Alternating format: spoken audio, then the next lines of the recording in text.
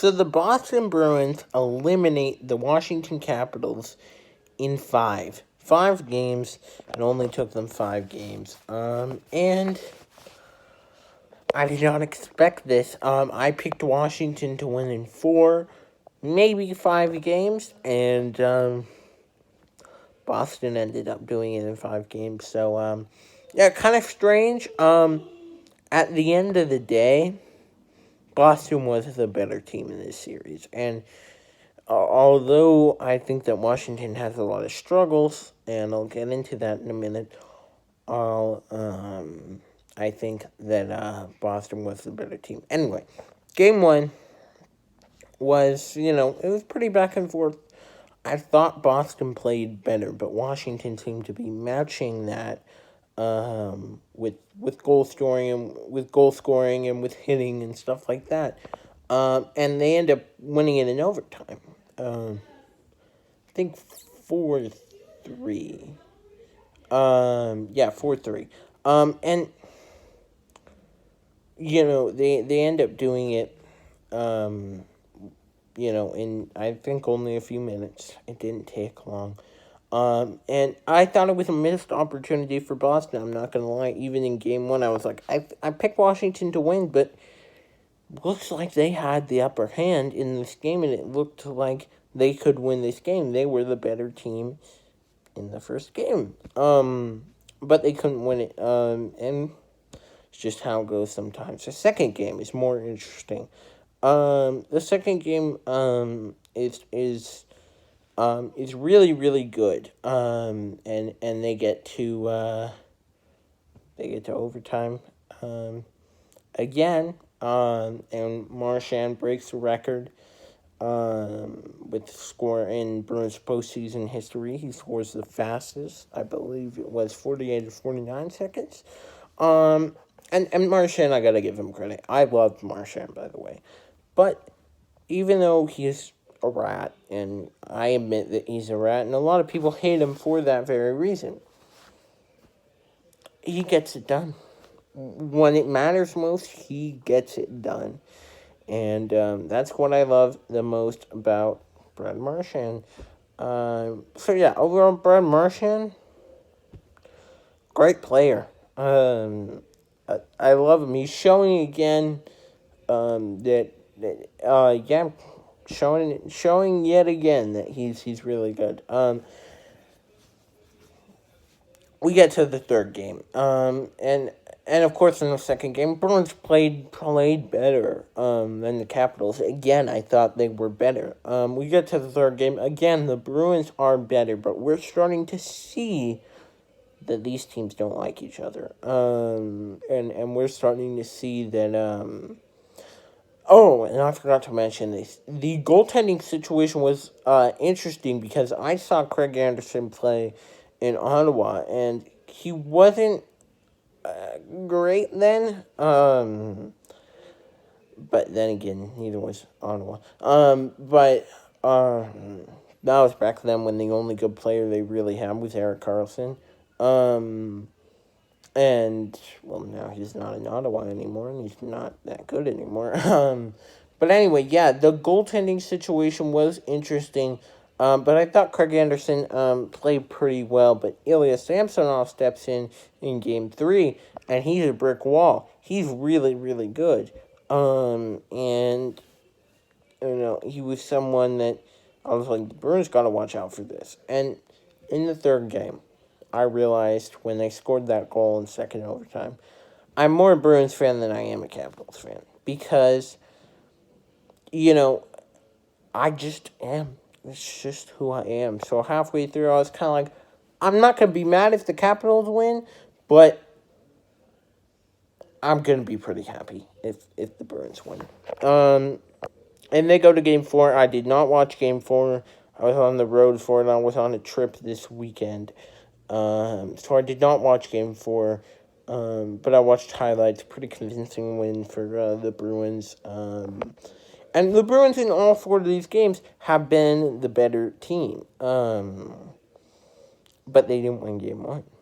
Then they go to Game 5. And this game was interesting because it looked to me in the first and second period, Washington wasn't trying really at all. They didn't try at all.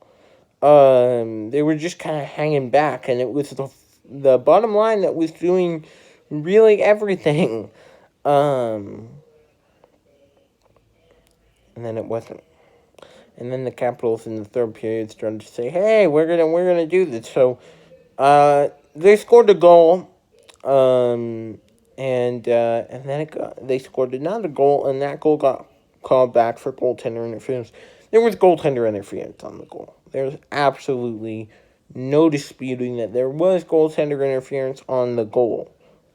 But, you know, it is what it is, I guess. And the Washington Capitals coach, I don't know exactly how to say his name, right? Peter Laviette, I think.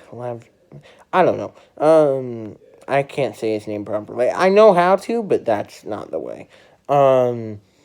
Is not challenging it because, and the announcers are saying he's not challenging it because he knows he's going to lose that one, and he would have lost that one. So they decided to keep the challenge. I don't know why, but they decided to keep it and hope that they can score another goal. They didn't, and the Bruins pretty much just dominated from then on.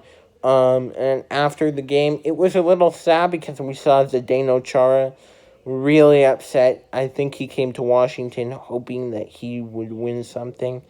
And he didn't. And this is the third year in a row that Washington fails to get past the first round. They won the Stanley Cup in 2018, and in 2019 they had the Hurricanes in the first round, which should have been very easy. I remember looking at that one and thinking, ooh, Hurricanes are going to get just annihilated. And it looked like Washington was going to do that when they won both games, and then Carolina won 2 games, and then Washington won Game 5, and it was like, okay, they'll win Game 6. Washington will, and then Carolina did, and then they got down 2-0 in Game 7, and then Carolina came back and won. So that was embarrassing. That was not good. And then last year, I think they got swept by the Islanders. Yeah, I think it was. I know they played the Islanders. I just forgot if it was 4 or 5 games. I think it was 4 though. I really do. But if I'm wrong, correct me in the comments.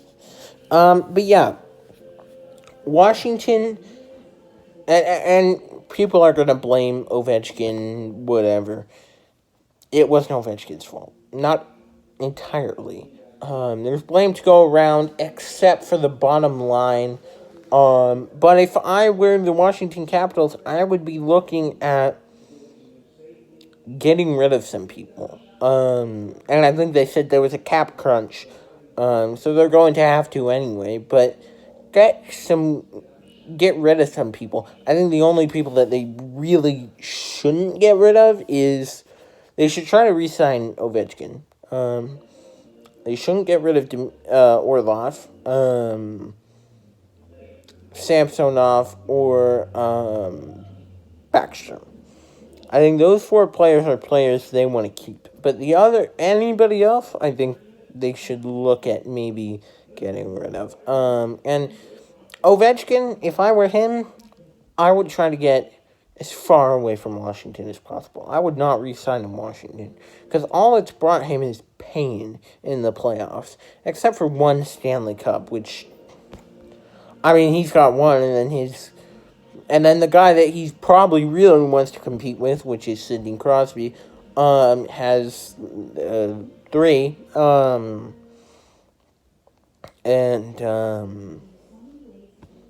So I'd be pretty upset if I were him. I'd be pretty pissed right now. And I didn't even get a chance to play Crosby. I hope the Bruins don't play the Penguins, because if they play the Penguins, that might not be good. If they play the Islanders, I think they can beat the Islanders, but I don't know about the Penguins. And I'm really glad they're not playing Tampa in the second round this time, because that would be an issue. they will probably have to play Tampa, I think, in the conference finals, unless Nashville or Carolina takes Tampa out, which, well, Tampa's not even in the second round yet, so I guess I shouldn't really be thinking about it. But anyway, Washington's out, which is, it's upsetting to watch some of the players fail for the 400th time. Oh, yeah, Urinating Tree will make a video about that. He always loves crapping on the Capitals. That'll be fun to watch. I got something to look forward to. Anyway, though, the Bruins, obviously, they're going to have to go and play either Pittsburgh or the Islanders. But right now, they beat the Capitals. And right now, they are going on to the second round, so they got that to celebrate about. So, yeah, let's go. Let's go, Bruins. Anyway, bye, guys. Thumbs up. Subscribe.